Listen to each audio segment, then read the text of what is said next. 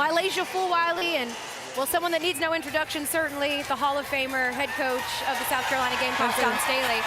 You can see that the fans are just realizing that they're joining us here on set. We are live, friends. Hey, Coach. Come on over. Oh, welcome. All right, they're scooting over. Welcome. Hey, Coach. Can they hear us? Can y'all hear us? Can you guys hear I'll us? just stand. I like that. You got a seat. Good enough right there. We got a seat for you. There we go. This is what we do on College Basketball Live. We just go off vibes. We just freestyle it a little bit. Please make yourself at home. Certainly you've done that, Coach. Made yourself at home when it comes to these SEC championship games. It's your 6th in a row. It's the first time we've seen that in conference history. Not even those great Pat Summit teams were able to do that. How do you process the idea that your team is so dominant and so consistent? I don't. We just take it one game, 1 year at a time, one finals appearance at a time. I mean, you got to credit the players. I mean, we have a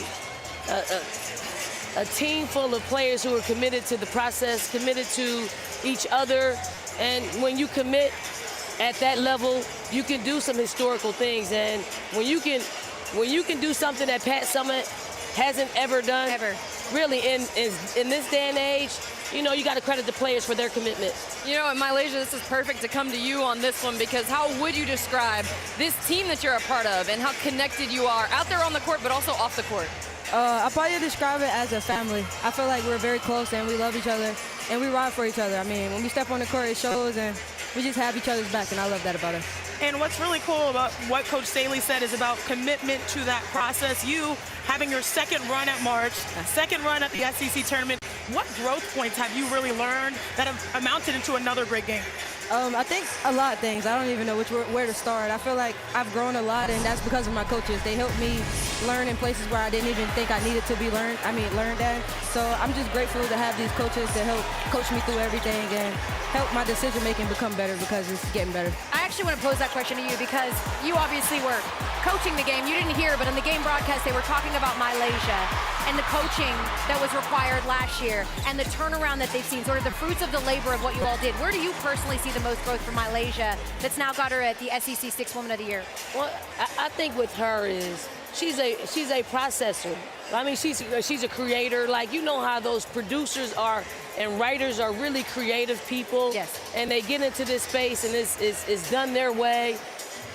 We allow her to be creative. We just want to add to her greatness, because, you know, a lot of we can play between the lines, but what she does inside of those lines, you really can't coach. You got to allow her to do that. You got to allow her to play off the cuff sometimes, because within that is her greatness.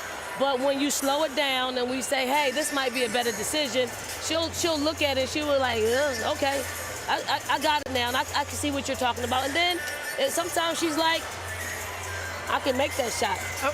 Like, I practice the shot. Like, so she bets on herself, and I love that about Laysia. I always say she's a Taurus. We're stubborn. We're competitive.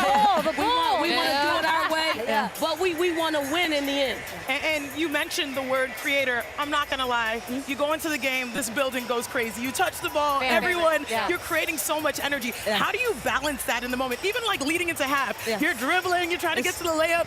The arena is just so excited. How do you balance that in real time? I think I just stay focused on the main goal. I mean, I like to make good plays, but if I keep missing them, then it doesn't even matter. So I feel like I just go out there and just do whatever comes to mind, honestly. And sometimes it works out in my favor, and sometimes it don't, but I just keep going. I never get too high with my highs and too low with my goals. But you know, as we talk about the creativity and the confidence that MiLaysia plays with, Coach, how do you see that spread to the rest of the team? I mean, Lay is probably the most unselfish. Like, she would, I look at the play yesterday where Chloe Kids had it going on. Lay had a wide open layup. It was her and Chloe. It was no defense involved. She just pitched it to Chloe. Chloe gets her career high. I don't even think Lay even knows about, you know, her having her career high. We get excited along with seeing her yesterday, that stretch. At the end of the first quarter, like I just said, she's something else. You got to sit back and like, she is something else. And you know who else is someone else? Joyce Edwards. Yes. Her ability, I feel like anytime they needed a bucket, you guys needed a bucket, you went to Joyce. How important is that, both as a player and as a coach? I mean, Joyce is the ultimate crash out. Like, she crashes out.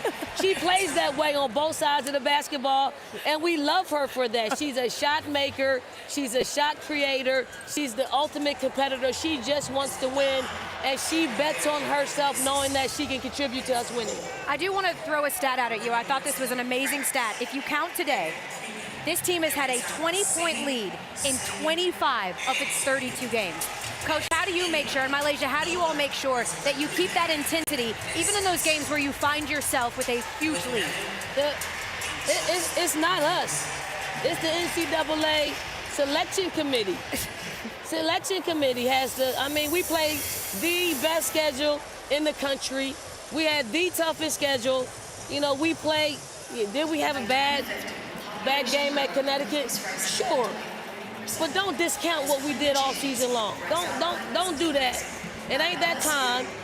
It ain't that time to do that. So we go out and we play the toughest schedule, manufactured, so we can get a #1 seed, if not the overall #1 seed. So we put ourselves in that position by getting to the finals, and hopefully whatever team ends up winning this particular game, we can solidify our #1 seed. We love that. We like a hard pitch. And to think that it all started... It's not a pitch, it's reality. It's a reality. It is. Just stating facts. Yes. Here's another fact. It all started with a coin flip. It went your way earlier. We will see as you await your opponent. MiLaysia, fantastic game. Thank you. Coach Staley, thank you as always. Love y'all. We will see Thanks, you Coach. tomorrow. Thank you. you. As we just mentioned, they await